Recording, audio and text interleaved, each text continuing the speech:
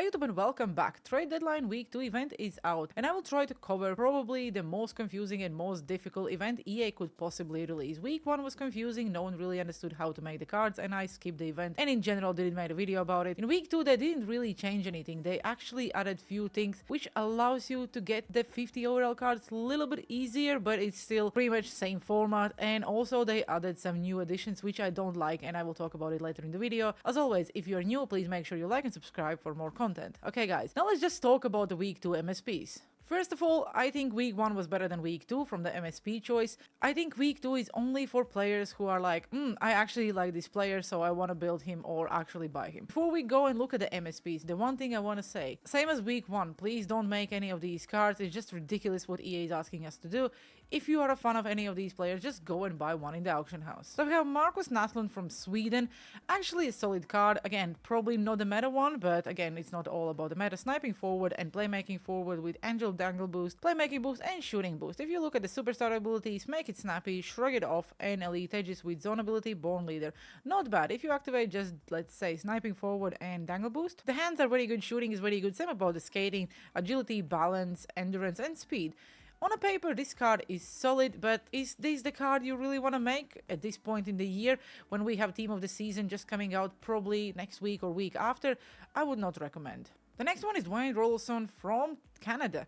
I'm actually surprised to see a goalkeeper getting a card, but with accelerator boost and checking boost, you also can choose defensive boost, playmaking boost, or let's say speed boost if you want to help your team. Superstar abilities, post to post, butterfly effect, showstopper, and light work. Not a bad card, 85 aggression, 90 rebound control, speed 99, but again, we all know the goalkeepers don't matter. As far as you're not a fan of this player, or let's say you was not watching him when you was growing up, then I probably would not make him. If I would pull him on tradable, I probably would give him a shot, because why not? Also, he's very small and he doesn't fit that meta created by EA where you cannot really use the smaller goalkeepers. Next one is Philip Forsberg. I think every single year we're getting a Philip Forsberg MSP. Also, I don't really remember him being traded, but like guys, let me know down in the comment section below if I'm missing something. When did Philip Forsberg actually was traded and why he's getting an MSP in this event? But sniping forward and two-way forward with angle boost, defensive boost and playmaking boost. If you activate the both standard synergies, the hands are good, shooting is good, speed is good. Again, this card on the paper looks pretty much identical to the one I was just discussing, except the goalkeeper, of course. Again, if you are not a fan of Philip Forsberg or you're not from Sweden, you're not building a team, then I don't really know why would you make this card. Puck on string, unstoppable force, beauty backhand and make it snappy. It's a great card to try. Make it snappy is one of the OP abilities this year. I personally think that silver make it snappy is much better than gold, but again, that's personally only me. I better spend 2 ability points and get the same effect instead of 4, but yeah.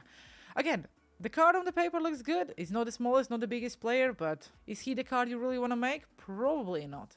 Another one is Brendan Montour from Florida Panthers. Two-way defenseman with offensive defenseman, accelerator boost, defensive boost, and playmaking boost. Not a bad right-handed defenseman, well, not gonna lie. Probably not one of the biggest. Superstar abilities Ice Pick, Quick Pick, Heat Seeker, and Shutdown. Shutdown is good and one of my favorites. I keep repeating that every single video, but Heat Seeker is not really as good as I was thinking. Same about Quick Pick and Ice Pack, I really don't use. If you activate, let's say, two-way defenseman and accelerator boost, you can get that endurance and acceleration up a little bit. The shooting is okay for a defenseman from if you want to score from the point, let's say. The hands are also good. Speed for a defenseman, his size is 95 and I think it's acceptable at 94 overall. Actually, the card is not bad, but I just think with all the right-handed defensemen we currently have out in the game, again, this is probably not one of your choices as far as you're not a fan of the team or a player. Okay, the last one and probably the best card in this week is Keith Tkachuk. Power forward with sniping forward, shooting boost, defensive boost and checking boost. Let's say you activate power forward and shooting boost, you get the shooting pretty much up all to the 97 and plus. The hands are okay, the speed and acceleration is good for his size. He is the card you probably want to use more because in the end of the day the hitting is meta in this game and that's all what it matters. Unstoppable force, everyone loves it except me. Close quarters, I still love it, but I think it's just not as good as last year. Truculence for his size, perfect, and bucket, yeah. After the latest patch, we all know then the reverse hits are now OP, so this is a perfect card to grab, not make it, go and buy him, because like I said, don't make any of these cards, because it's just ridiculous you have, like, how much it costs to make them and how difficult it is. So yes, activate bucket, yeah, and let's go. This card will probably destroy every single opponent. We did receive a lot of other trade deadline cards. I will not go through every single set because let's be honest, these cards really don't matter. Maybe they like Bowen Byram card is good if you pull him. Same about Kuznetsov card may be actually decent. Yes, if you are building, let's say, a team and some of these players are your favorite ones, go and grab them. Otherwise, I just don't think I want to go through all these cards and the stats because I'm 100% sure they will be identical. We also have trade deadline week 2 objectives. Win 7 games, you get 87 Jordan Greenway card, which is actually really good. You all have to do is just win 7 games and you get yourself an 87 free card. Before team of the season, this is really good because 87 probably will give you maybe a few collectibles in the next event. Win 3 shutout games and you get a lot of event collectibles. Not a lot, okay, let's be honest, only 3. Complete 50 games, you get 6 collectibles. 80 games, you get another 8 collectibles. 100 games, you get another 10. All this you need to make sure you have the trade deadline items in your team. So again, stack your team, go and play squad battles. The same format as every other event, they don't really change it. And then open 8 daily packs and you get a premium upgrade card pack, which is actually good. And if you complete all of them, you get elite upgrade card pack again. So not bad, but just, I don't know, at this point of the year I was expecting a little bit different objectives because again, you just stack your team, you go and play squad battles, and like, it's just boring. We also have NHL Scout Week 2 objectives where you get take shots with any NHL trade deadline players. You have to do that 100 times and you get 2 event collectibles. Make passes with any NHL trade deadline players. 100 times you get another 2 event collectibles. Get shoulder checks, 4 collectibles. Perform any digs, 4 collectibles. Score goals and you get another 6 collectibles. Get assists, another 6 collectibles. Get stick lifts. Why do they want us to do the stick lifts? It's pretty much always a penalty. You can do it easily, but it's just... I don't know. You get another 8 collectibles, then take between the leg shots with any NHL trade deadline players, another 8 collectibles, score top shelf goals, and you get elite upgrades card, and if you complete all of them, you get elite upgrade card again. So there's a lot of objectives to grind, and pretty much you will end up with a lot of collectibles. So what do you do with the collectibles? Once you go into the actual sets, you can see there is a lot of sets to trade in. Let's just assume you want to do Keith Tkachuk. So you trade in 8 collectibles for his 85 overall card. Pretty much all you have to do with the collectibles, you trade them in for more collectibles or the card. So once you get his 85 overall card, you can use the collectibles to go and trade them in for a random trade deadline upgrade item. So you have to trade in 5 collectibles for a 1 random. It can be anyone. You cannot really choose who you want. Let's say if you want to do Keith Tkachuk, there is no guarantee, then you will get his 50 overall card to after use to trade him up with his 85 and then so on and on.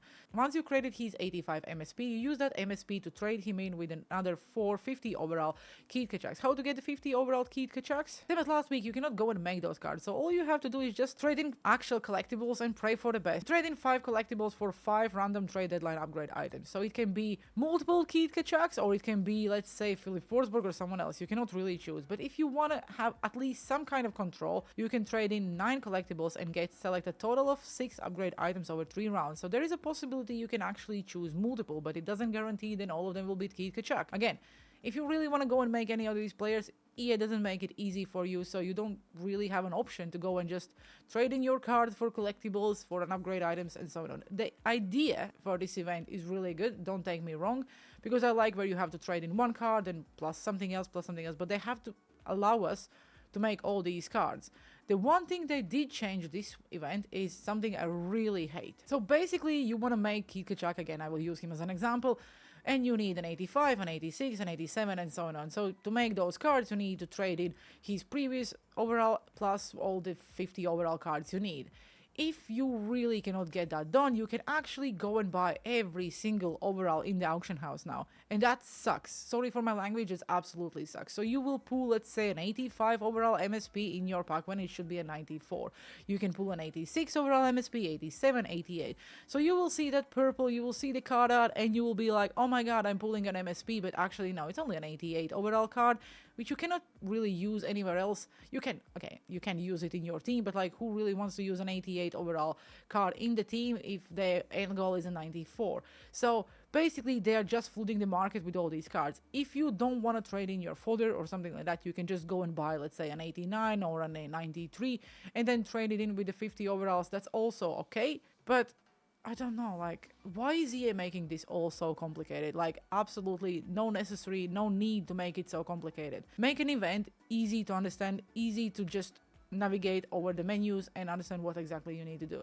I think at this point we all know exactly what we need to do, but it still sucks then they cannot like let us make the players we want. So like I said in the beginning of the video, if you want any of these cards, go and buy in an auction house. No need to go and try to break your brain and have a mental breakdown of making it. And the last thing before we end today's video, because like I said, the event is quite meh and I will not make a single card, and I want to talk about the elite cards. Like we received 5 female cards, custom elite builds, and I will tell you, I bought all of them and they actually are very good. So I will probably do another female team video because we have 5 new cards and I definitely need to go and try them out. With that being said, let me know down in the comment section below what do you think about the event, about the card choice, and in general, what kind of event do you want EA to release to actually be happy? Because I know we all complain, but like, what kind of event do you want? So maybe there is some feedback I can pass to EA and maybe they will listen. With that being said, I hope you enjoyed today's video. Have a good one and see you on the ice.